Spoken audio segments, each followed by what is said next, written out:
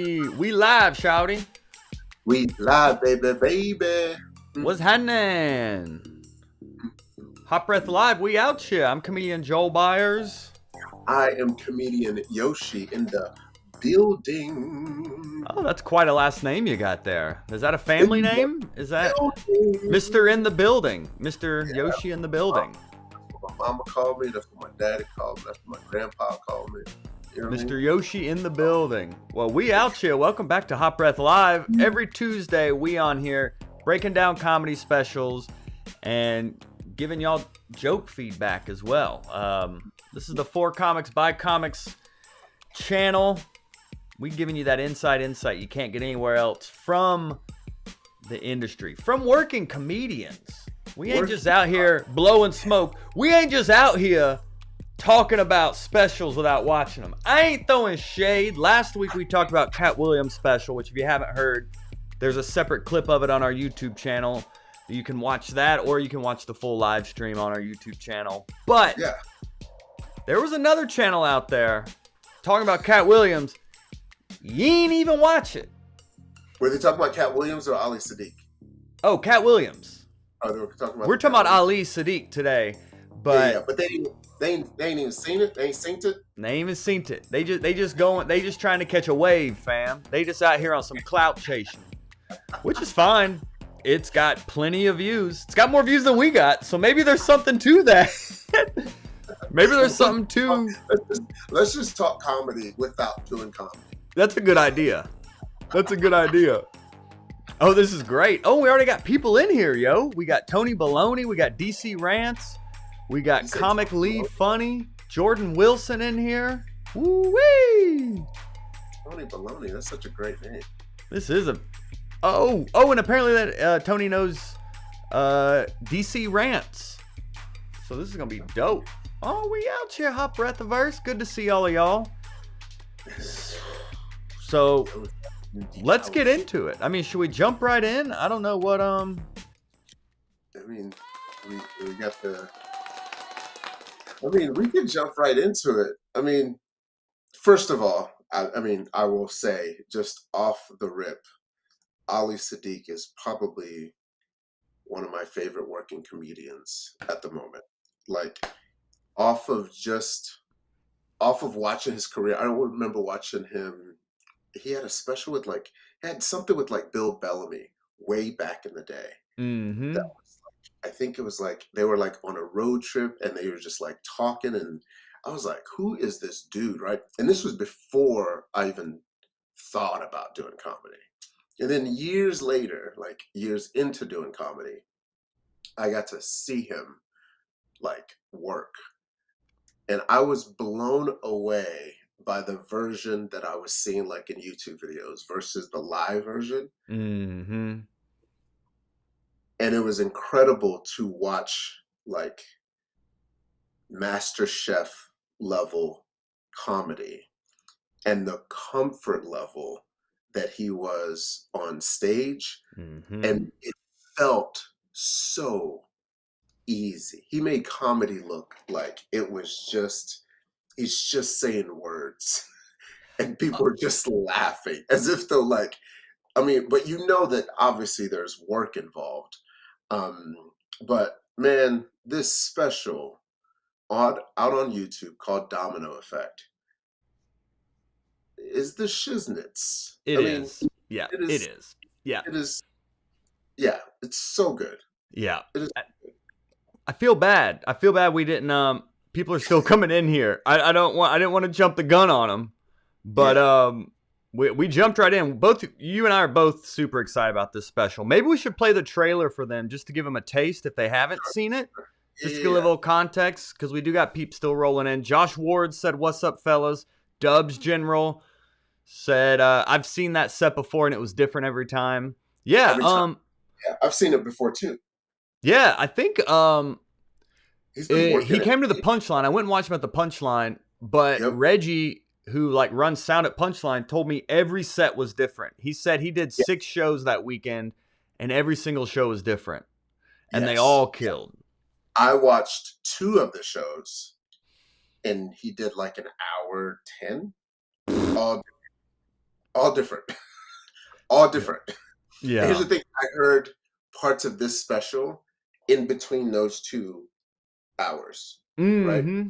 So it was obvious that he was working on something, but just his prolificness when it comes to the amount of time that he has is such a eh, but then also the swag to be like, I'm gonna run 6 different hours on a weekend. You know what I'm saying? Like, Yeah.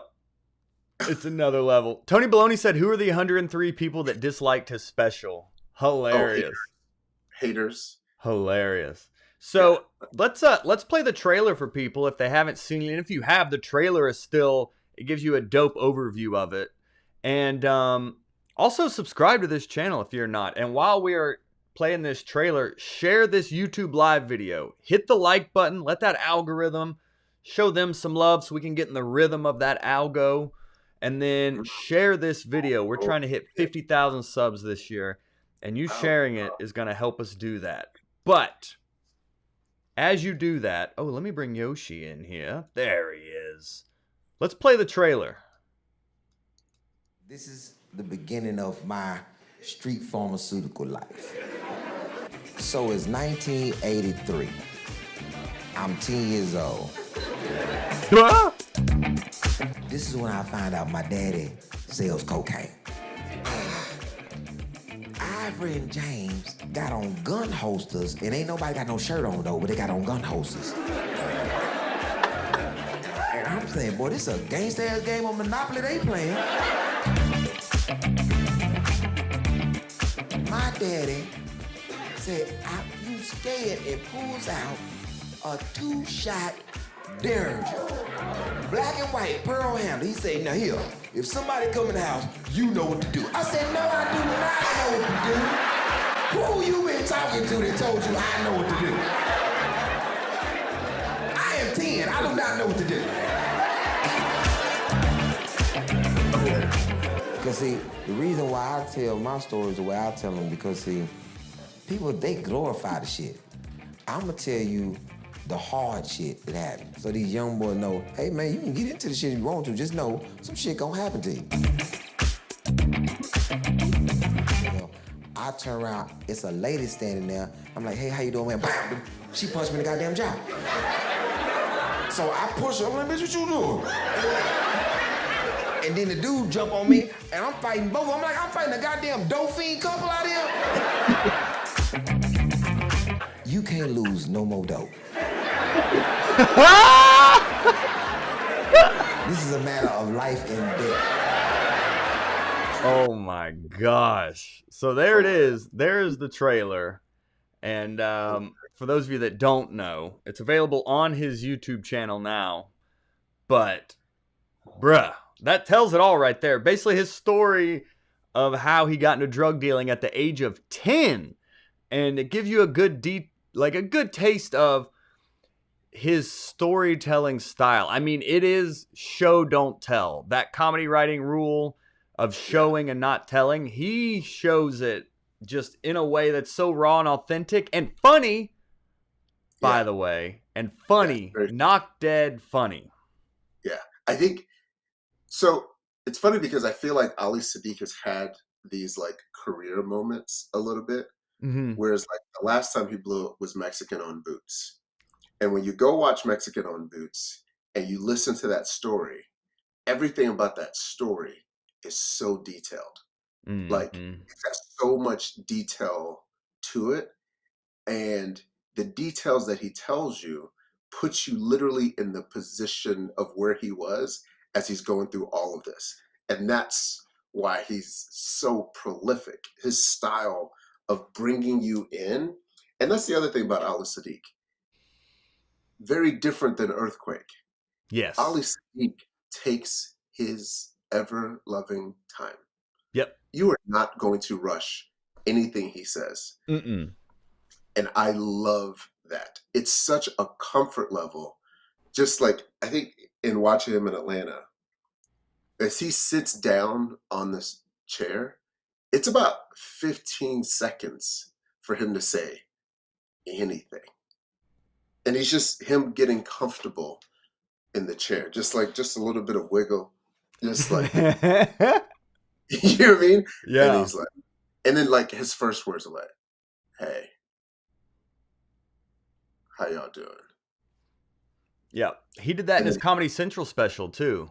he Like, just goes into just goes into the story, and it's like, yo, just that level of just like I'm gonna do me is so like it's so incredibly talent. It's such a different level of talent. and it So also is not just like the details he uses, but then in this special, it's such a good presentation of just he says the details, but then like he said, like fighting the dope fiends. He's like physically fighting the dope fiends. Like he is showing you what he's talking about, not only with his words where you paint the picture, but physically yeah, as well, which is like two different as we break down these specials, you know, we look at like the writing and the personal aspect of it, but also the performing aspect of it to where he is like, yeah, he sits down, but he can be just as big on stage. yeah. Like as he is sitting down, he can bring it up physically moving around the stage. I think even that part of it, the fact that he sits down, moves, and then goes back and sits down, shows you the level of comfort that he is with his story. Like Yeah. he's like, this is a sit down portion of the story. Nope, this is let me get up and show you portion of the Mm-hmm. story. And what I like about that is that you could tell that like he is what you think when you think like a funny family member. It's the embodiment of Ali Siddiq. Ali Siddiq is that funny family member or like that old uncle that you've got that be telling just wild stories. Yeah. Like he's literally the embodiment of every uncle that everyone has that you know has been through some shit. You know he's seen some stuff, Mm-hmm. right? Like he's got like one leg, like he's got just stories, or he's got like, like a scar. You're like, where you get that scar? Let me tell you the story. Next thing you know, you're sitting down for another 30 minutes as your uncle tells you the story. But just somebody said he's definitely Bill Cosby-esque. Yes, he's like Bill Cosby-esque, Titus-esque, Yeah. like a lot of people that are very much, but he does storytelling in today's day like nobody else. And it's so different than what you think comedy is going because comedy is so like I would say comedy is very much like short what's the word? Like attention span. Yeah, and it's like Mark Norman, Sam Morril. I mean, even Yeah. Earthquake, who his Yeah. special inspired this entire show we do now, and we're actually gonna review Ali's special on the Earthquake scale that we started last week. But Yeah. Earthquake is boom, boom, boom, boom, boom, boom. But It's Ali is smooth. It's like jazz, slow, but it slow. pays off. The pops, the It, laugh. I just all of a few times I was like, oh well, that's a different laugh. You know what I mean? yeah. You're like, that is a house laugh. Like Yes. he is murdering, but on his pace. Yeah. Yeah. Yeah. There were I counted like there were maybe like 8 to 10 moments where even the crowd couldn't stop themselves. Like they were laughing and he had to like wait for them to finish laughing. You know what I'm saying? Like you're Mm-hmm. like because he didn't like I don't think he even realized how funny the thing was because they still laughed even after like it died down because it was that good of a joke. You know what I'm saying? It was Yeah. Or his like there facial expression. Or he would get a laugh just on a on his look, face. you know? Yeah. Yeah. Which I took a screenshot of this facial expression. I mean, this thing Oh just killed me. it's, that's quintessential Ali Siddiq right there. That I is love just it. like it's so good. But But yeah, yeah, let's man. get into the numbers. I'm sorry. I cut off your Yeah. analysis there. Oh, somebody said what's written on the wall. It's intentional, present, grateful, and laugh.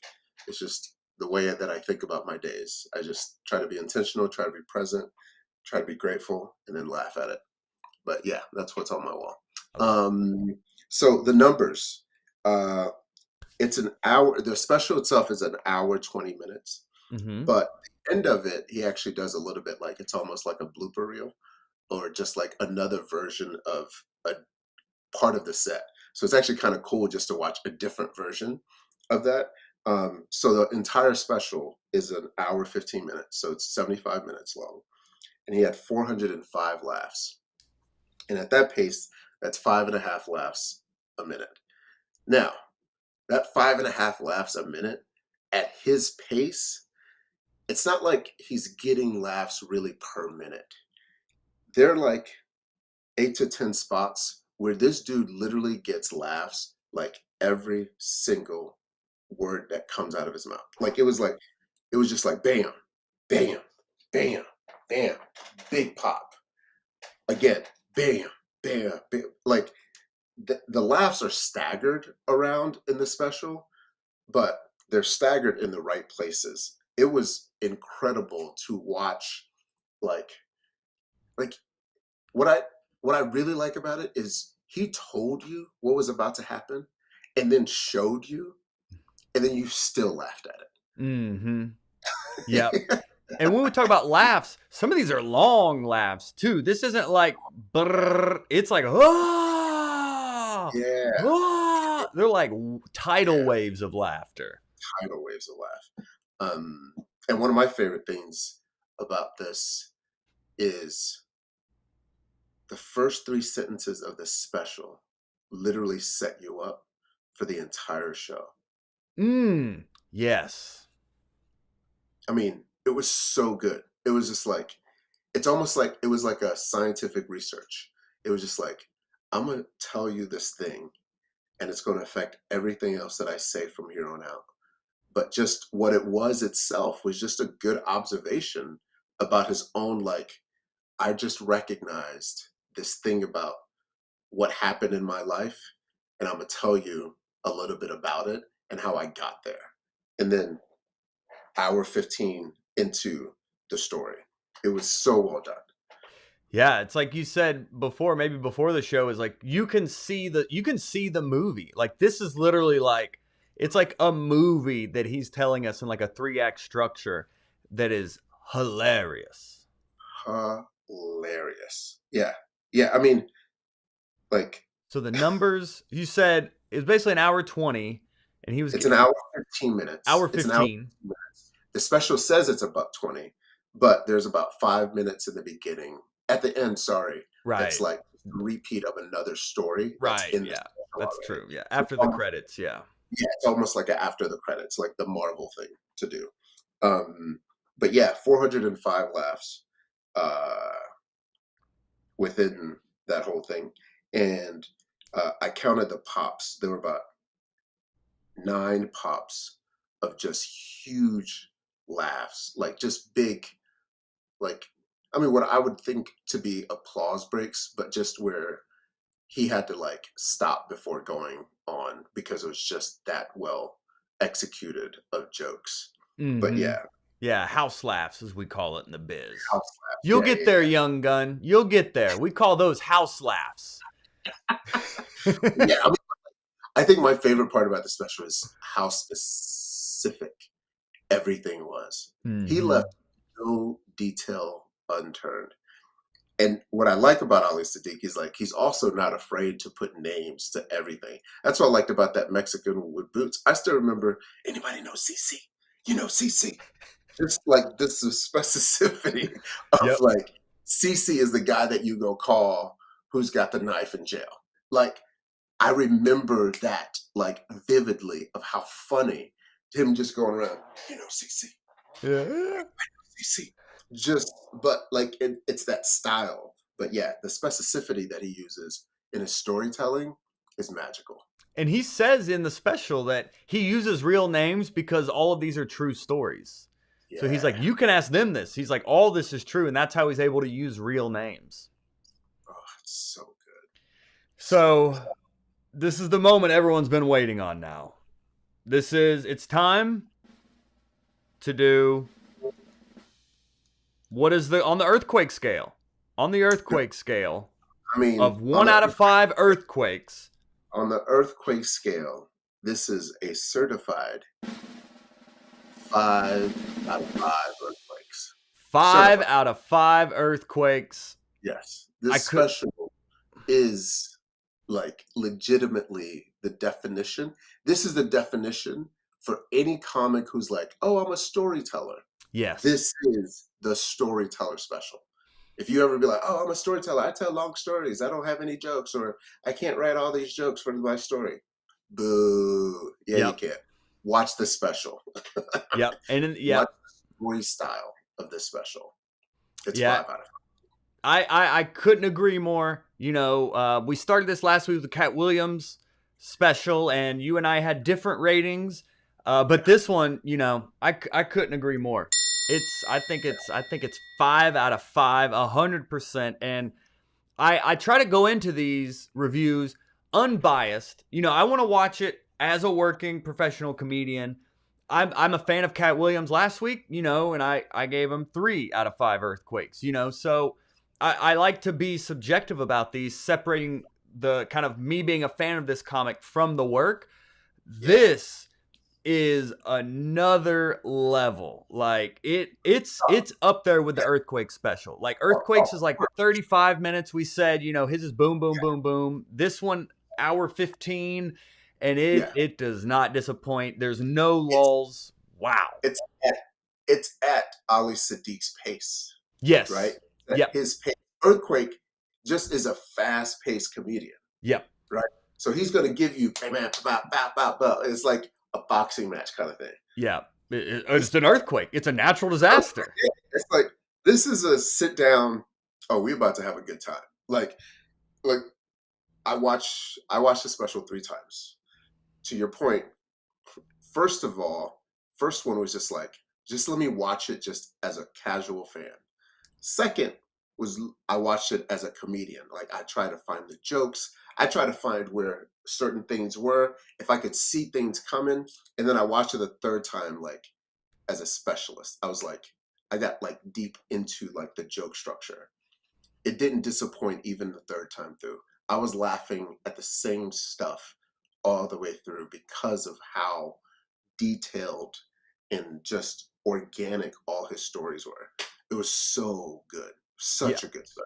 It's a comedy. It's a masterpiece, in my opinion. It's someone who's been doing comedy at a high level for a long time. It's kind of like Earthquake, where Earthquake's had some things, but that Chappelle special that he produced, like, kind of put him on the map for a lot of people. I hope this special does the same. Overnight success. Exactly. Exactly. So 5 out of 5 earthquakes for Mr. Ali Siddiq. Without a doubt. Woo-wee. Like originality. No one's ever going to be able to tell that story. The stage presence was like magical. He didn't. Mm-hmm. He moved all over the place. Like he's not like a Sebastian where he's just like arms or anything like that. He slowed it down. But then like the fighting scenes and like, God, my favorite line was when he was talking about the guy who threw him in the dumpster. And he goes to the other guy. He's like, yeah, that dude threw me in the dumpster too. I was like, just. And that I love it when comics aren't afraid to be silly. You know, Ali's a scary dude, and if anyone has seen my interviews with him, in both interviews I've done with Ali, there have been both moments where I've been like, you're scaring me. Because, like, I'm alone in a hotel room with this guy, and I'm like, he could literally kill me right now and not even think twice about it. And that's it. Like, there's in both interviews.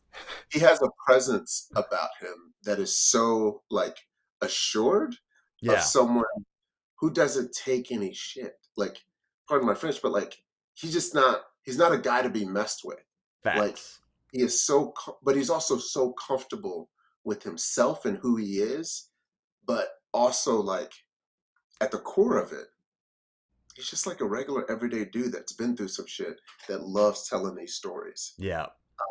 And I also love the fact that he's also very much like one of those people who's like, no, just do what you want to do. Just do you more than anything else. Because I remember in that interview that you did, he was like, man, I don't care about laughs per minute.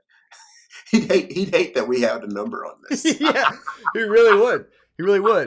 And he goes in on, like, he's a purist when it comes to comedy. Like he talks about in the podcast about like if he's like if you have a sitcom, I guarantee your stand up sucks. Like he says stuff like that where he's like he's a purist, funny first, like in a very real way of coming from a real place. So 5 out of 5 comics. It's a must watch. And for people that have seen it, I'd love to see what your rating would be out of 5 for the people that are watching this right now. We both gave it 5 out of 5, but we'd love to see your opinion. And let's 5 out of 5. So there it is. There it is. 5 out of 5 earthquakes, the first of its kind. We have not given a 5 out of 5 earthquakes yet, but this is the first. It's deserved. Yeah, I agree. So our next segment, we'll get more into a storytelling, but part of what we do here, of course, is we're comics helping comics. So we do like to do joke feedback on here as well.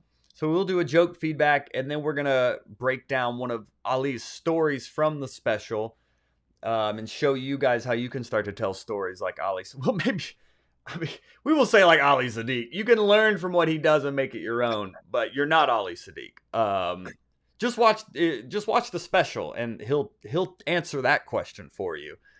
But let's do a little joke. Let's do the joke feedback. It looks like the first one I'm seeing here is from Jordan Wilson, eh? Brethren. Jordan Wilson. All right. So his joke, I have one of those faces that startle people. Seeing my face is like finding out you're pregnant. People don't respond well if they're not expecting it. Oh. I like it. I feel like it could go a little deeper with like maybe just one more tag of exactly what. Like it's almost like you have to give an example of not responding well if they're not expecting it. Like I feel like it's missing a tag to make the punchline pop. Yeah, I think just don't respond. Oh, and I didn't do a countdown timer on this one. There we go. We're going to remember this one day, Yoshi. But I also think that people don't respond well if they're not expecting it. I think you could be more specific there to make that line more punchy. So instead of not respond well, it's like, how do people respond when they're pregnant? They're shocked. They're angry. They're offended. They want to kill it immediately. You know, it's like something more specific that has more of a punch to it beyond they don't respond well. Well, how don't they respond well? You know, more specific there. Raise the stakes. For sure. Yeah, that's a good point. I was just starting to think of pregnant, and when people are pregnant, especially when women are pregnant, they have cravings. So do they look at his face and be like, oh, I want to eat something now? But they don't, they look away from him. Oh, they get morning sickness. Yeah, they get morning sickness. Exactly. Yeah! Yo! That's it. That's it. That was it. Awesome. Very nice. I'm with that one. I don't hate that joke, actually. That's solid. Yeah, see my face is like finding out. Oh, that's funny. Dope. That's it. All right. Oh, and Tony Baloney said, I'm going to watch Siddiq's special like I just hit puberty and it's Debbie Does Dallas. Oh. And Dub said, I used to tell jokes, punchline setup. I met Ali, asked him for a few pointers. Now I tell stories. I used to just, he became my mentor. Now I tell stories. Yeah. I think I had Billy Sorrells on the show. He said the same thing. Both Houston comics, who Ali, he actually shot it in Houston as well. I think at the Houston Improv, based on the credits. He thanked Houston Improv, so I'm thinking he shot it there. But, oh, good, and Jordan's still watching. Nice. He said, thanks, the morning sickness idea. Yay! Yeah, that's very funny, Jordan. All right. So let's get into it. We kind of teased this, but let's actually get into Ali Siddiq's storytelling style. I mean, we had other topics planned, but like when I watched it, I was like, yo, we got to do all Ali. Like this man hit another level with this special. And I'm not surprised either. I mean, he's legitimately one of the best and has been one of the best. But just to see it so beautiful and inspiring and disheartening as well, all at the same time of like, oh, that's how good comedy can be. Kind of like watching the Earthquake special and you're like, oh, that's what comedy is. So the first thing to get into Ali's storytelling, I do want to play this clip from the podcast we did with him. Just him telling how he tells a story, just to kind of give you a little context for where his mindset is around telling a compelling story. So here we go. And just the flex that he's been on the show twice. But don't worry about that. So it's just the putting it and seeing it and piecing it together and being able to tell it very fluid from beginning to end with no real point. It's no punchline. Yeah. It's no, I'm not writing punchlines in it. I'm telling the story first. And then I start thinking about the parts that could be funny. But as I'm telling the story, I'm telling the dry story, and it goes back to when you're not being funny, be interesting. Mm-hmm. Because whatever you say that's interesting eventually turn funny because you jovial anyway. So I'm telling the story, and then it gets to these pieces of when people be like, oh shit. And then you looking at the audience and you seeing them like, yeah, they're leaning in. So boom. Getting the audience to lean in by being interesting first. So his storytelling style is literally say the story as it happened and then go back and add the funny to it. Yeah. Like even in this special, I just remember when he talks about him and his sister of how she said, you know, Mama's house has amenities, and how he used that later on. It's like just the word amenities is just so great because like it's such a specific word. It's so specific to think about amenities at your parents' house. And you never really think of like your own house as having amenities. But because he was living with his mom versus his dad, it's like, Mom's house has amenities. And just that reminder, just that little one piece of it was so funny to me of like, I guess we do have laundry and regular amenities that you can think about in the house. It was such a funny, like specific detail that I thought was so important to the story. Just that his mom's house had amenities.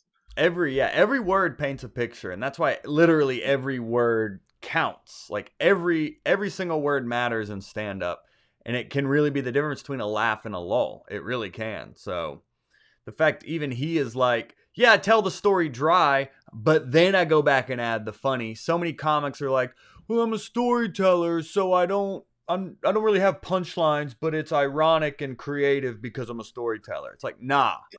Ali shows you right there. You can be a storyteller and still murder.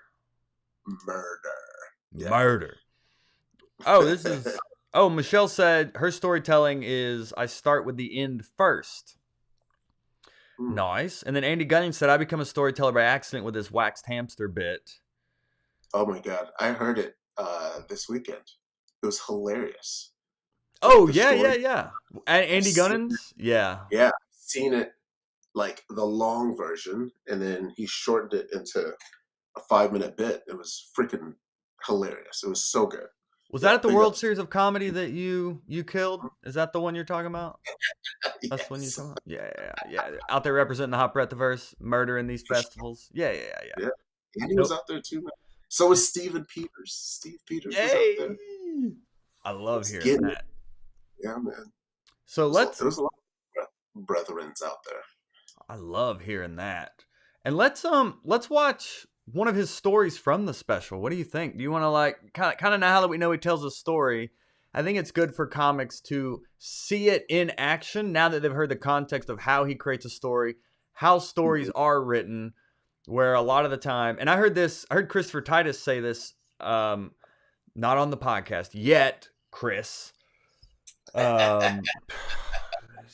No. Actually, we actually DM'd on Twitter. He said he would do it, but I can't even tell you how many people said they're going to do it and then haven't. But also, I can't tell you how many people I've done the same thing to. So, but anyway, so this was one of my. I really enjoyed this story. There's so many great stories, but this is the one of his. This is like his first time dealing drugs, so I think it's a good kind of teaser for the special for you to want to get further into it. But this is really kind of his 10-year-old what is it, coming out party as a as he says, a pharmaceutical street rep. So here we go. I know people thinking, well, I ain't really just heard nothing that bad just yet about your daddy. Your daddy just seemed like a normal, delusional bachelor. So, okay, been living with this man a little bit, and I'm asleep. The pacing. And the man comes in. This is like about the third month in. Been living with this man about 3 months. This was really the first sight. I just went on home. That man walked in my room. Really, it was his weight room that he turned into my room. Okay. Walked into my room and said, hey, I'm asleep. 12:30 in the a.m. The man say, look here. You sleep? I say, yeah, what's up? He say, man, look here. I'm about to go out of town.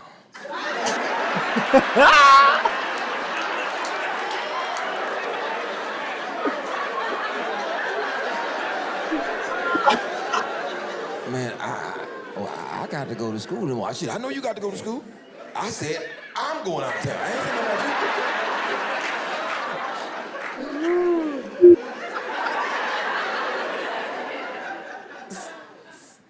So what am I about to do? Shit, you gonna stay here? You gonna go to school? Do I walk you to school in the morning? I said, no. He said, so go to school, eat you some Fruitos before you go. I said, boy, eat some Fruitos before I go. He gonna go to school. I said, you leaving me here, though? What, you scared? I said, yes. I ain't never been in the house by myself before. What's wrong with you? My daddy said, you scared, and pulls out a 2-shot Derringer. Black and white, pearl handle. He said, now here, if somebody come in the house, you know what to do. I said, no, I do not know what to do. Who you been talking to that told you I know what to do? I am 10, I do not know what to do.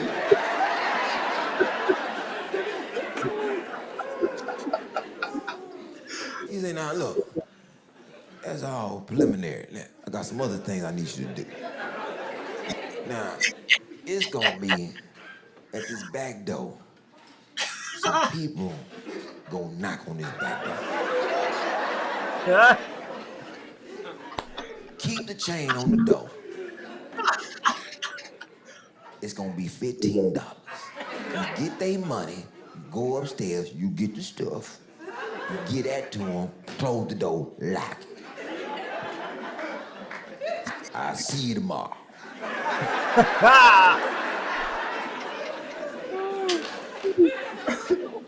So it's about 12:35, he gone. I'm thinking, my daddy playing. I go sleep, I'm do.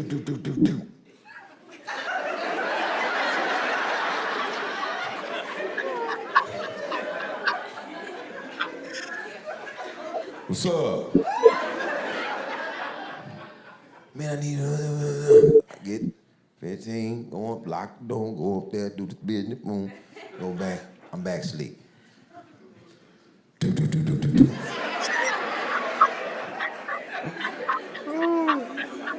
What's up? Same thing. Back asleep. Do. I said, this goddamn door is cracking. I go, door been cracking all night. So I gotta go to school tomorrow. They up in time going to school. I'm in school. I'm sleepy as hell. I get sent to the office for sleeping in class. I get home, my daddy is sitting at the table. Tell me, let me talk to you. Why am I receiving phone calls from the school talking about you being asleep in class? I said, I don't know if you checked your little box upstairs, but your little box is full of money. Cause this little door was busy.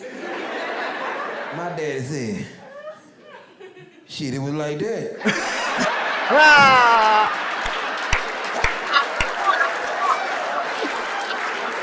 I should have moved. Yo. Hilarious. Yo. Oh. The detail, the physicality, the pacing, the timing, like it all just Good. Such a good story. And his facial expressions yes. get him so many laughs. Yes. So many laughs. Throughout the entire special, his facial expressions were just like magical. Yeah. Even that, like that, just the do. Just a sound effect being a punchline. I love that, dude. I love that. And I think that's a big note that I take away from the special in general and that clip is don't take any moment for granted. Like, he could have been, oh, they kept me up all night. I had to go to the door 10 times or whatever. But literally, he made every single knock like a moment, which then became a punchline. Mm-hmm. Yeah, just the examples. I mean, what he did was a power of three, right? It was just, he gave you three examples of how cracking that door was, right? Each one felt a little different until you got to the punchline, which was basically the shit never stopped. It was pretty much like that all night long. But that's what I enjoyed about, like, just the specificity of going deeper into that. But just the do, or him going to the door. Like, I don't know if you caught this, but like he changed his voice because he was 10. Who's there? Yeah, you know what I'm saying? Yeah. To try to make it sound like it was like he was an adult, and he wasn't supposed to be doing those things. But that's what made it funnier.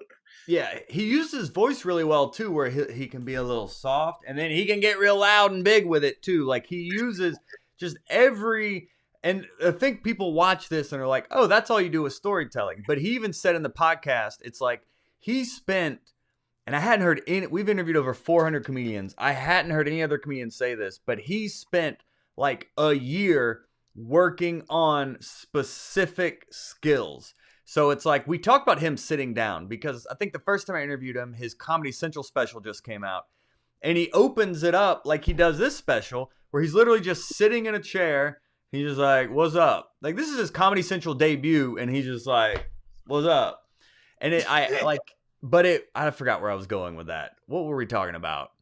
You were talking about how he's worked on skills. Oh, like, skills. So like he worked up to that stage presence. He's like, for like a year, I worked on just having the mic in the stand. And he's like, for a year, I worked on just sitting down. Like he worked on a specific skill for an entire year to really hone his act and sharpen each of these skills. So as you see comedians like Ali performing at this high level, like, learn from it, but also don't think, oh, I just go out and do all that at once. It's like, okay, I want to tell more stories. Step one could literally be, what are all the possible stories that I could tell that are unique to me? Like Ali, he's doing stories only he could do. What are stories only you can do? And then write it out, not trying to be funny like Ali said. Write it out dry, as he says, and then go back and insert the punchlines. Like, it's this comedy game, dude, is so incremental. It is so one show at a time, one rep at a time. And then in like 10, 20 years, that's why for all the like comics that are popping right now, like, I've heard most of them say, like, you don't even really know what's going on until 10 years. They're like, you're literally for 10 years just like a chicken with your head cut off. You may think you know at certain moments, but he's like, 10 years is really when comedy starts. And I can tell you someone 12 years in the game, and really with the pandemic, I mean, more like 11, like without, if we're not counting the pandemic, 12, but the pandemic took us all back. But I can say, like, I'm just now starting to feel like, oh, maybe I can try this. Like, I'm still trying to figure it out and learn, but I can tell you, someone doing it over 10 years, it really is like that 10-year mark is where you're getting now comfortable enough on stage to then be like, oh, okay, let me start applying all these fancy bells and whistles. It literally takes that long. Tony Baloney just said 10 years. So if you're not ready for that, go viral on social media and you're good. But if we're talking about just stand up, that's the game, dude. That's the reality of it. Yeah, for sure. Yeah. I mean, and it's just a commitment to the art, right? It's just like meant to the art form. Figure out what you want to, I forget who has said it before, but like figure out what you can improve on, like every time you go up. Like, yes. We've talked about this of just like every set, have an intention of what you want to do for the set. What do you want to accomplish for the set, right? Like my show this weekend, I want to have fun. Like that's the thing I'm focused on. Have fun with this set. And it's like, yeah, have an intention with every one of your set. But also like there's been weeks where I'm like, all right, this week I'm focused on not laughing after my own joke. Just because I need to practice not doing that, right? Yeah. It's okay sometimes, but I just want to be like, oh, let me just see if I can do it without it. And it worked, you know what I'm saying? But it's like adding these other skill sets, right? There's a week where, there's like maybe a couple of months where I was just like, no set list. We improv and everything. And you just see what happens. Mm-hmm. Or like a month where I go, nothing but crowd work. See what happens. Like just to like, and all those people that, everyone that does comedy at this high level, they've tried so many things. I've seen so many comedians do stories, do one-liners, do act outs. They try so many things and then they own in on where their voice is, own in on like, what is it that they're really good at? And then they just keep doing that kind of thing. So yeah, sometimes you just got to try it. Mm-hmm. Yeah. Setting, I like to set a single goal for a set. And early on those goals would be like remembering to breathe on stage. And a story I've told before is literally like at an open mic. It's like a Monday open mic at a bar with like 12 comics, and that's like, it's just like open mic, and, oh dude. And actually to give you context for this open mic, here's actually a photo I have on my desktop of this open mic. So here's the open mic I'm talking about. Is that hole in the wall? This is hole in the wall. This is a real open mic that I used to do all the time. And what I would do is honestly, I would set a goal of like, I want to focus on breathing this set. And then like, I would literally like audibly breathe on stage. Like I would say a line and then audibly breathe on stage. And then I would just develop the pacing that way. But it's all just one at a time. That's one of those open mics. And I'll tell you this. I think I've told you this before. I remember doing that open mic when I first started doing comedy. And I remember I'd gone up like maybe like 3 or 4 times to other places. And I did like fine. It wasn't like great, but I did fine. It was like 5 minutes. Man, I went to Hole in the Wall. Like I had this 5-minute tight set. I got through that set in 3.5 minutes. Yeah. I went in the car. I cried all the way to the house. I was like, this is the worst. This is the worst thing ever, dude. And all I was thinking was like, he gonna cry in the car. I did. I cried in the car. I was like, this sucks. Hilarious. Oh, and we all go through those moments, dude, as comics. We all go through those. The worst thing. That's why when I saw it, I was like, flashbacks. Yeah. You had a little PTSD from that open mic. Yeah. And speaking of things to work on, I think next week our goal will be to have timers. because we've done it again. Like 3 weeks ago, we're like, we're going to start doing timed segments. And then this one, we're like, Ali Siddiq blew our minds. We just need to talk about this. And yeah, so it's 5:50. But Ryan's in here. Good to see you, Ryan. And Zeb and Jacob over in the Facebook group. And Teresa, good to see y'all. Tyler over here. Yeah. Oh, and Dubs talked about, him talking with Ali about doing one thing at a time. Standing in place. Then staying with the mic stand behind you, and then elevating to sitting in the stool and then the chair. Yeah, all incremental. Yeah. All incremental. Yeah. Yeah. All right, you want some joke feedback real quick? Yeah, let's should we jump straight to joke feedback here? Yeah, let's do it. We can probably do like 2 before we do the other thing. Bet. All right. So let's do, and I'll have a timer for this one. I'm gonna have a timer for this one. 1 second. Okay. Well, don't auto start the timer. There we go. Okay.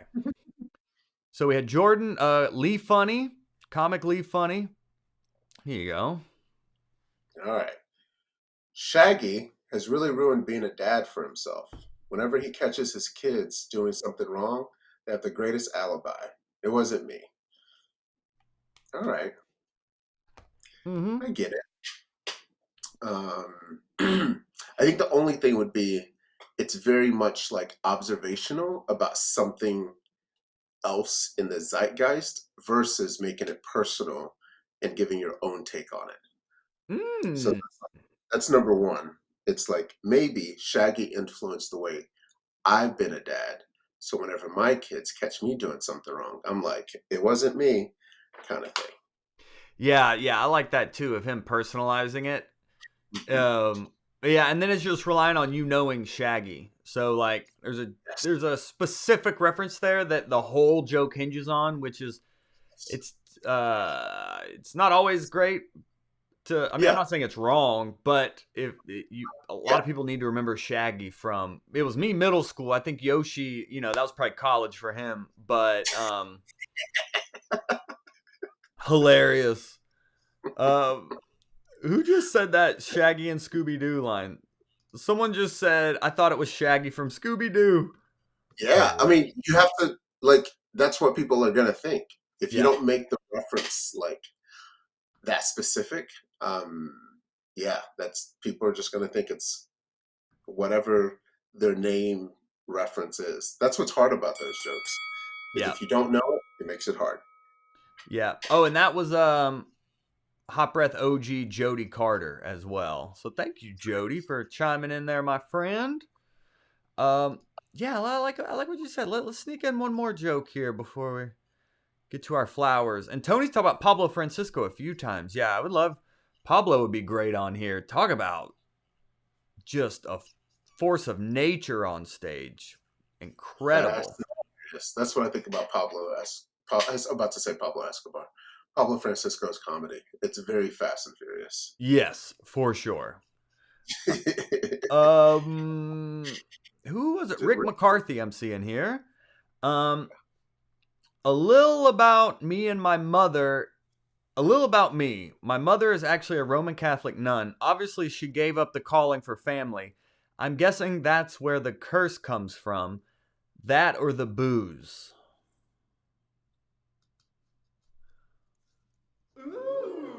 No, booze.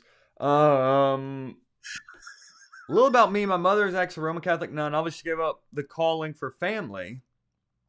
I'm guessing that's where the curse comes from. That or the booze. There's so much missing in context here. Yeah, it's like a confusing phrase right now.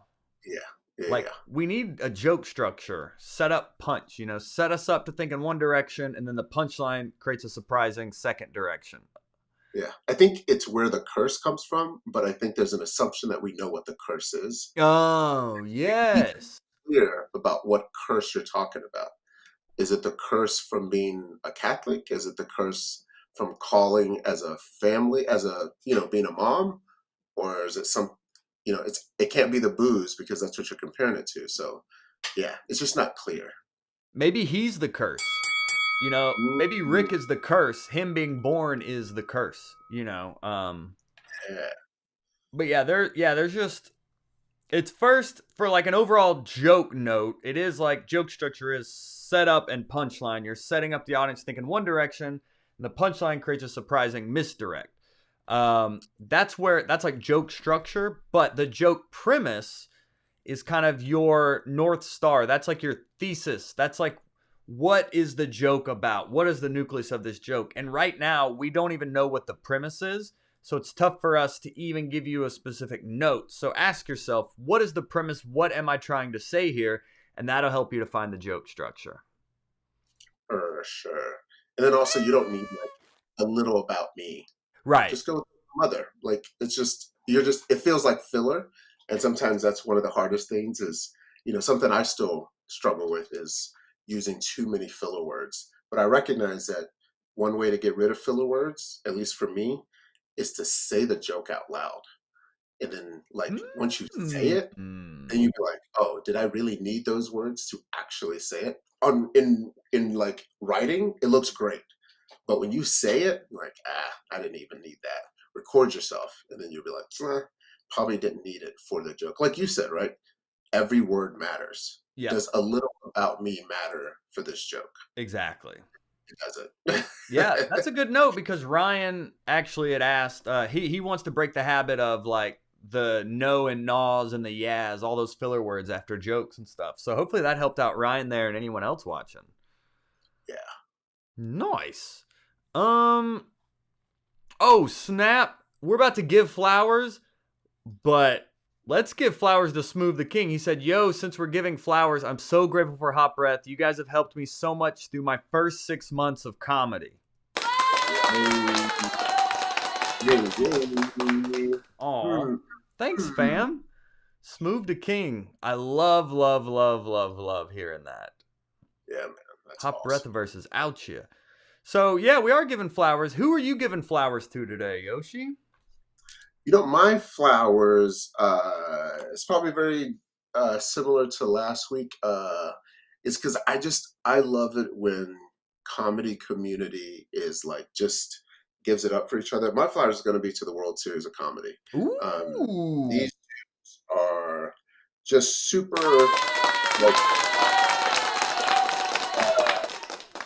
like they host this very big festival. I'll say, from my perspective, this is my third year doing it. But like there's moments when it feels pressure filled, moments when it feels like I can't believe I didn't move on or all this other stuff. But at the core of it, it's just getting comics together to do their art, but also exposing us to uh, bookers, exposing us to people who know the craft, exposing us to like venues that haven't seen us before. And so, I went there last week. I did my thing, and but just like the community of all the people that just work at the festival, but all the comedians that were there, like exchange numbers. I was like, hey, if you guys are ever coming in town, and for me, even as outside of being a comedian, I'm also a booker and I'm a producer. Mm-hmm. So I got to see people who I would love to see on stages that I produce. So if they're ever in town, I'm like, oh, hell yeah. They would love you at my show because I've now seen you. And then just to remember, like, comics and comedians are where you're going to get a lot of your bookings from. So my flower goes to World Series of Comedy for this week. Shout out to World Series of Comedy. We've had both of like basically the founders there. We had Joe Lowers, who really started it, and then Jason, who also is very involved in it at a high level now. We've had both of them on the podcast. We taught a class with Jason. I mean, Jason, you and I would do like a Type 5 accelerator. We would help comedians develop a 5-minute set in a month. And I even called, before I shot my dry bar special, I scheduled a session with Jason because the feedback he gives and the care he has to help comedians, those guys are really doing it to help comics. And I've been to a lot of festivals, and I always enjoy the World Series because it is like comics first. I've booked more work from doing World Series than probably any other festival. So it's shout out to you. That's a good shout out there. Yeah, I agree with that for sure. Yeah, beautiful. guys, and the show was incredible. And shout out to McCurdy's in Sarasota. Oh man, I've heard that place is amazing. Amazing venue, dude. Dude, Oh, they packed that show out on Wednesday, Thursday, Friday, and Saturday. oh, I Like, love that. on a Wednesday, it was packed out. Like, I was just like, what is happening? Of course, it was like at 7 because, those people have to go to bed. Of But it was so great. It was still such a great show. Well, Yeah. Shout out to a World Series of Comedy. We'll see you later, J Leg. The crowd definitely looked like your grandparents. You know what I mean? But it was great. I love it. It was like, I love that tracks.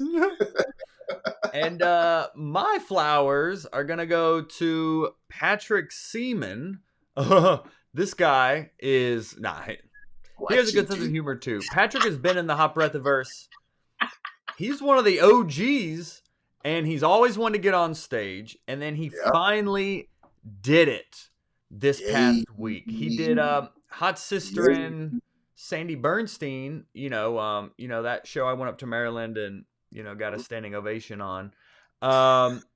Patrick was at that show, and then we kind of like set a goal for him for the next month to do his first stand-up show, and Sandy put him on his show, and he really showed and gave a lot of love to the Hot Breathiverse and how helpful the community and the classes have been to help give him the confidence to get on stage. So I just love hearing that, and sometimes we forget, that we're interviewing a lot of well-known comedians, and a lot of the people that like the show haven't even been on stage yet. So that's a big hurdle that I kind of forgot about being in the game so long. That is a big hurdle to overcome, and Patrick actually did it. So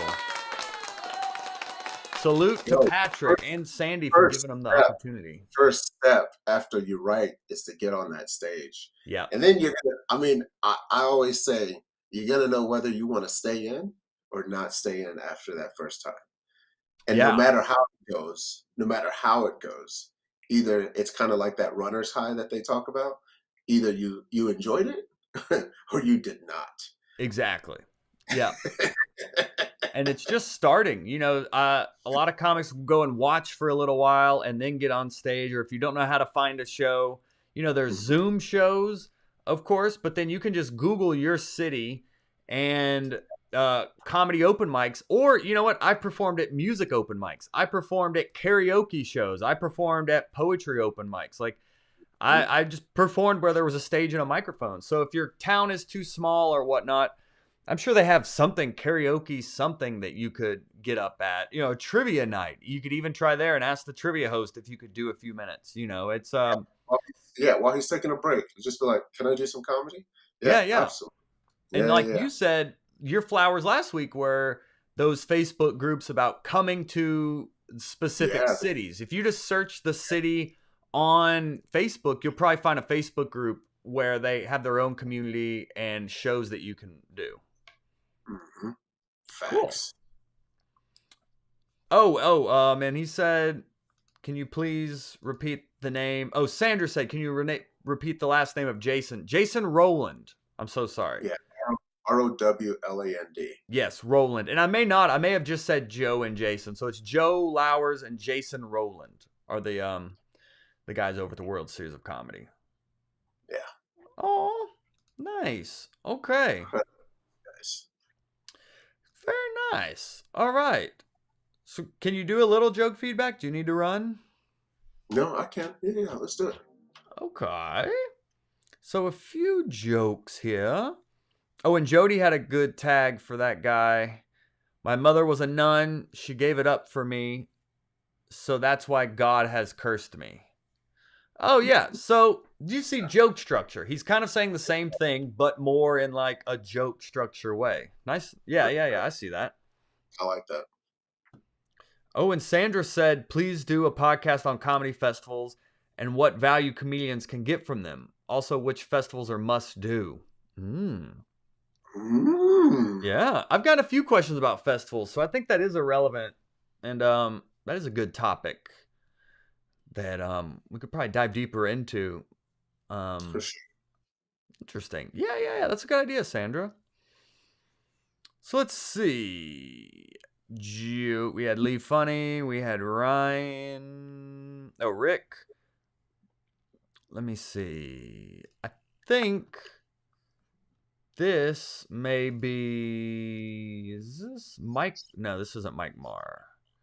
I have 3. Oh, I think this is Zeb Ballantyne, which I met up with Zeb while up in Chattanooga. So salute to Zeb. Shout out to him. He was. There we go. He was hosting for Dusty Slay up in Nice. Chattanooga. So let's see Zeb's joke here. Who read the last one? I don't even remember.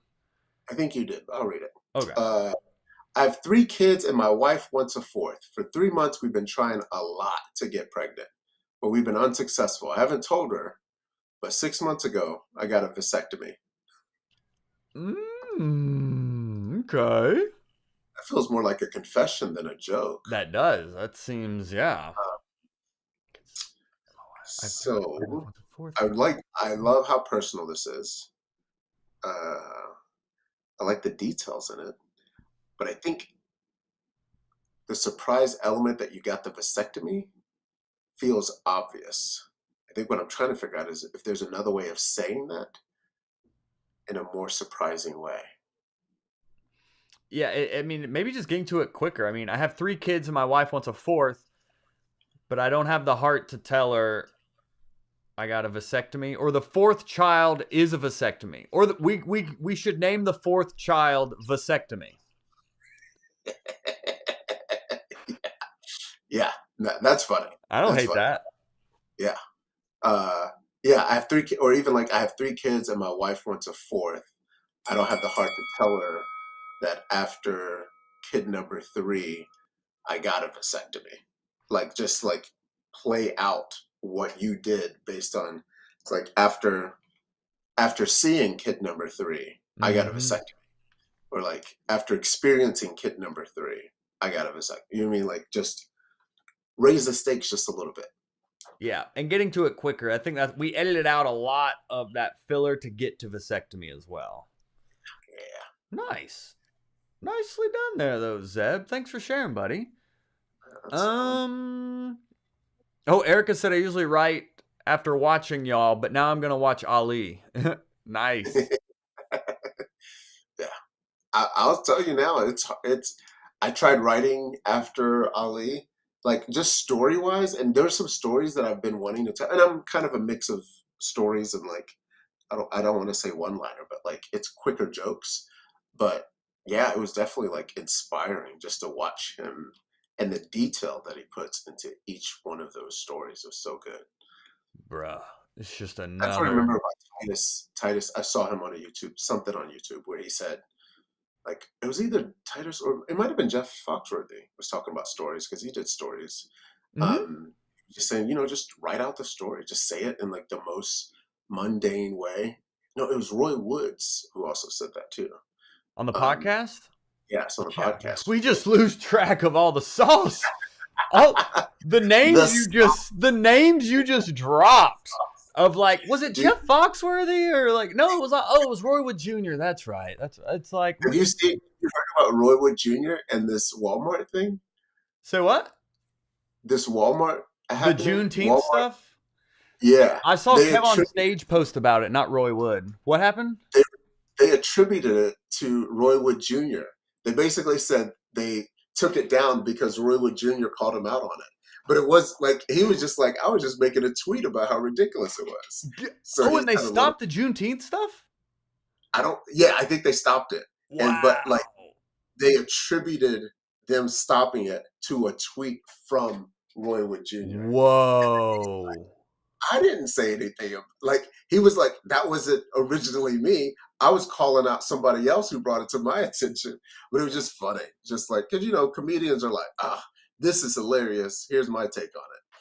Wow. That was, I mean, it was a bit much. There was like all these shirts and plates and ice cream. It was a lot. I mean, I look like Christopher Columbus, and even I was like, bro, they are colonizing Juneteenth right now. Sam Walton, what's goody, fam? The appropriation shit is thick. It was wild, dude. Monetizing Juneteenth. Speaking of Juneteenth, DC Ranch just hit us with a super chat. I don't even know what that has to do with showing love. That's what, I don't know why I said speaking of Juneteenth, but I hope she doesn't take. What if she took the super chat back? She's like, oh, never mind, old racist facing boy. Thank you for that. Hit her with the share horn. Thank you so much, DC Rants. We can now go tell our wives that we made $4.99 doing this. $4.99 an hour, split between the two of us, plus taxes and YouTube fees. Nah, that's love. Shipping and handling. Yeah. No, that's real love there, DC. We really appreciate that. And all of it adds up and really does help. So we appreciate that a lot. Thank you so much there, DC. Oh, and I think she posted a joke. So let's get to DC's joke because she did she hit us with that super chat now. So she got it in 2 lines, I think. I'm single and 43 and it's hard to find a new person. My requirements have changed. Now you better come with a good education, good relationship with your mother and family. Also, I'll need you to provide the results of your latest glucose levels and sleep apnea test results. It's actually a pretty good joke. Yeah. It's just wordy, but it's pretty funny. Like, I get it. I like the fact that the punchline is that you also want to know the glucose level and the sleep apnea test results, which is very power threes. I think it could just be tightened up to know you better come with a good education, family relationships, and I'll also need your glucose levels and sleep apnea tests. Yeah. Yes. Yeah. That's good. Just like condensing it a little bit there. Yeah. But otherwise, I like it, really. Honestly, I would love to hear more. If you're 43, I would want to hear more like a personal experience of you struggling. If you're 43 and trying to find a new person, that's like, as we talk about Ali's unique stories and unique experiences he talks about, this is a funny power of threes silly joke, but I'd like you to get more real about this. You know, being 43 and single out here in these streets when these new dating apps, I can't even imagine like what that hustle's about. So get more into that, I think would be super interesting. Yeah, I like that. Yeah. I like it though. She said a tag, but I mean, I think just editing it down to be tighter, like we said. And then the tag would be like, I think a real life example. Go ahead. I'm not sure she knows what a tag is. I think it's what is a tag? It's a question. Oh, yeah. I mean, that's a very valid question. I mean, a tag is like, I think Jerry Corley also calls them like a topper as well, but it's like another punchline connected to your punchline. So it's like, I have a joke about being drug tested and paying $8 an hour. So it's like, they paid me $8 an hour and drug tested. And then the punchline is like, both? So there's the punchline, both? It's like $8 an hour, the job should include drugs.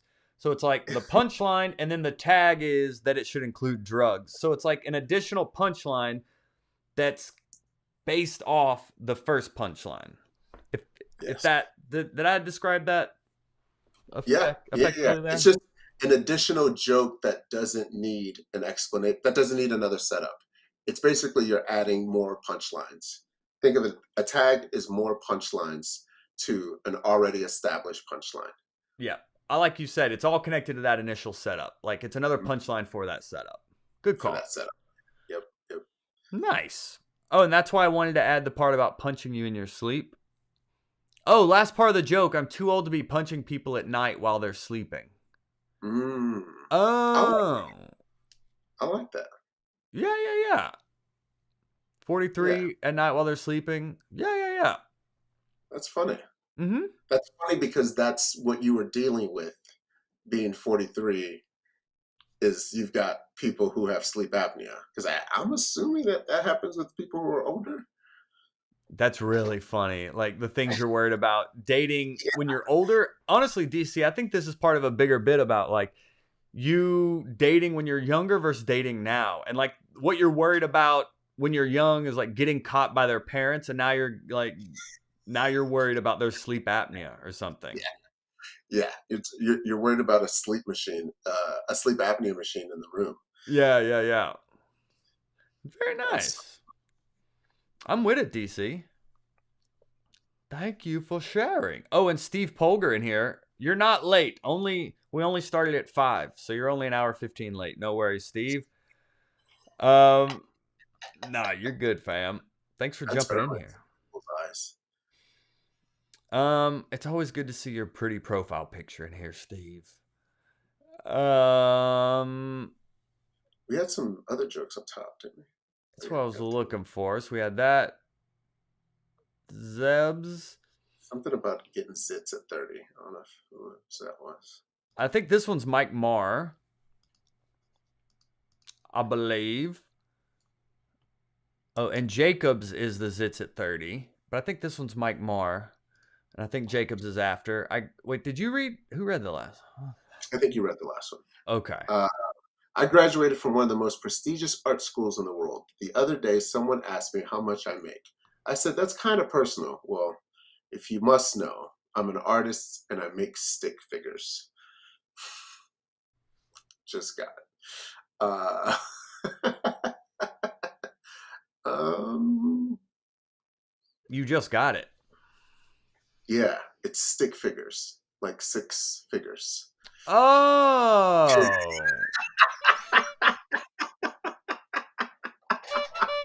Silly goose. We'll give you a silly goose one on that. That's definitely a Mike Marr joke there. I think if you put S on it though, and I think with Mike's delivery, if he like pauses before I make sticks figures, it's like a Yeah. silly kind of if you pause before it and then I think sticks, put the S on sticks S on figures. stick. Yep. It makes it a little more obvious. Yeah. That's how Yeah. much I And I make. think you can like edit it down. It doesn't need to be as wordy. Like the if you must know. Like I said, that's kind of personal. I make sticks figures and just end it like that. Yeah, or even like as a graduate of a prestigious art school, I'm proud to say I now make sticks figures a year or something. Or my yearly income is sticks figures. Something like that.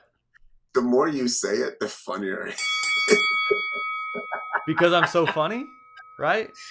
No, the more you say it, like just I can imagine like just more like the more you keep saying sticks figures, the funnier the joke is. There you go. I'll take it. Can I have that joke, Mike? Can I? Nicely done. Tony Baloney, my YouTube videos get no views. The only way one of my videos can ever go viral is if they're infected with malware. Okay. It, this would work at a security conference, like a cybersecurity conference. They'd Right. love this. Yeah. Because I know what all those things are, right? So it's viral, but instead of actual disease, it's more like instead of viral videos, it's viral malware. I think it's just about context, whether people would get this or not.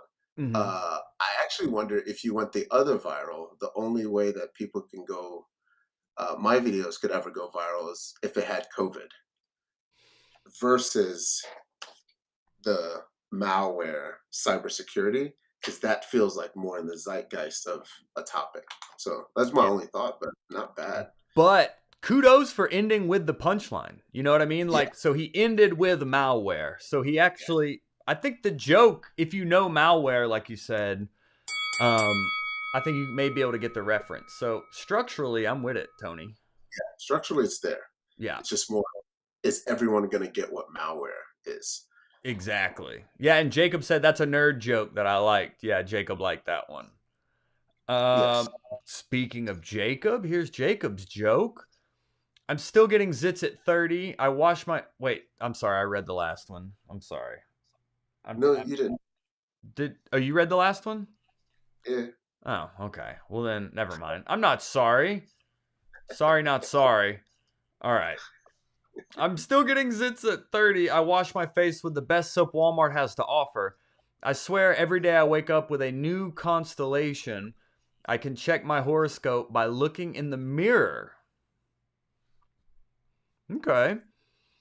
And for context, Jacob said he hasn't been on stage yet. He's a fan of the show, but hasn't been on stage yet. So just I think one, I like how personal it is. You getting zits at 30, it's something unique to you, Jacob, that I think people can relate to, which is really interesting. I almost feel like the best soap Walmart has to offer in itself could be the punchline. I don't understand why I still get zits at 30. I'm using the highest quality soap from Walmart or something like that, showing that. And it is clever. The constellations, I can check my horoscope by looking in the mirror, is also clever. But I think the joke could be, I don't understand why I'm getting zits at 30. I'm using the highest quality soap from Walmart. I think that's it. Yeah. I feel like it's the other piece doesn't add to the joke. It's Yeah. too convoluted. It feels like two separate jokes. It's also, it feels like an example of like trying to be more clear than clever. So it's like, oh, my zits are everywhere like a constellation. So I can check my horoscope by looking in the mirror. So I love the creativity behind it. But for joke structure, it's kind of just like, what is the setup punch here? Mm-hmm. But Yep. Nicely done. Yep. Nicely done there, Jacob. And that may be. We already read one of Tony's. Oh Lord. We missed her last part of the joke. No, we didn't miss it. We said it. So Smooth the King. All right. All right. My dad had 5 kids, 4 baby mamas. He took a paternity test at 75 for a mystery daughter and he was 100% the father. I showed up to meet her with diapers and baby formula, but she was a 54-year-old stud. Ooh. My. It seems really personal if this is true. My dad had 4 kids, 5 kids with 4 baby mamas. I mean, if that's true, dude, then I would love to hear more about that in general. It was 100% the father. 100% the father. He took the paternity test at 75 for a mystery daughter and was 100% the father. I showed up to meet her with diapers and baby formula. She was a 54-year-old stud. Huh. So I feel like we're not getting the order to get the punchline. So the punchline is obviously that you showed up with diapers, but she was too old because of the mystery daughter. Mm-hmm. But we're not getting the context of where you are in this mix. Like, are you the youngest? Like, where, you know what I mean? Like, how do you fit in to then meet the 54-year-old? I'm not sure if the 54-year-old stud helps any. Yeah, I mean, maybe if she's 54, then like instead of your sister, she's like your auntie. Yeah. Something like Yes. that, Yeah. She's Cool yeah. beans. Yeah. I think that's probably better. I'm with it. And I think the final one we have is Jody Carter. Sweating is losing weight, but I sweat when I sleep, so I don't need to go to the gym. I just need to go back to bed. Tag, can I get a wake up call in 20 pounds? Yeah. I don't hate it. I really don't hate it. So instead of the gym, I go to the bed. Yeah, I think one thing just to enhance the joke is just say scientists say if you're sweating, you're losing weight. Yeah. I sweat when I sleep. That way there's some context to the statement. So I don't need to go to the gym. I just need to go back to bed. That's so funny. Yeah, I like it though. Yeah, that's solid. Yeah, I like that. Scientists say sweating helps you lose weight. Luckily, I sleep. I sweat in my sleep, so instead of the gym, I go to bed. And then, can I get a wake up call in 20 pounds? Yeah. Oh yeah, Jacob liked that one. He said that's a good one, Jody. Yeah, I like it honestly, and I think it fits with Jody's Character. persona as well. Oh, he said he Yeah. will add that. Good stuff, Jody. Nice, Yeah. man. That's fun. That's great. I love it. And is that all of Hmm. them? Is that all of them? Nice. DC asked if that was an okay tag, what would I look like getting a domestic violence record because I punched someone snoring while they were asleep? So, like, one thing about adding questions, don't add questions. Just say the statement is much easier rather than making it like a rhetorical question. Because if you ask a question, you don't necessarily like want the audience to answer, but that's what you're asking them to do when you ask a question. Even though it is a rhetorical, change that question into just a statement. I don't look great punching somebody who snores while they sleep. I like that. Yep. Yep. Yep. Yeah, it's like make it about you. Yeah. Instead of just asking, just saying it. And yeah, I agree. That punches harder. Yeah.